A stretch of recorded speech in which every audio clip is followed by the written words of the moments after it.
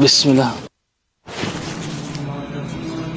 «Вама рамайта из рамайта, валякин Аллах рама». Ты не бросил, когда бросил Мухаммад, однако Аллах бросил.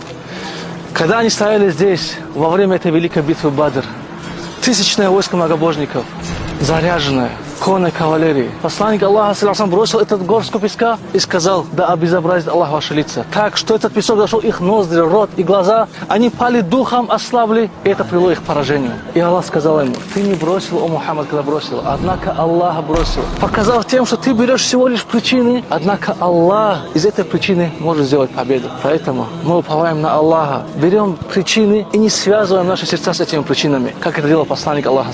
Мусульмане вернулись с величием, с победой, а Аллах Субхану Тааля даровал войско, которое они не знают и не видели. И поэтому послушай о тот, кто притесняет людей, кто надеется на свою силу. Позади меня место, где точно так же такие сильные были, которые за ночь перед этой битвой Абу Джахаль устроил концерт, пиршества. И что? Где он сегодня? Он находится вон там, в одном из колодцев, лежит и гниет, и сгнил уже давно. И лежал вместе с такими же, как и он, залимами, притеснителями, которые притесняли людей, которые пытались притеснять религию Аллаха. Конец в колодце, заброшенный, никому не нужный.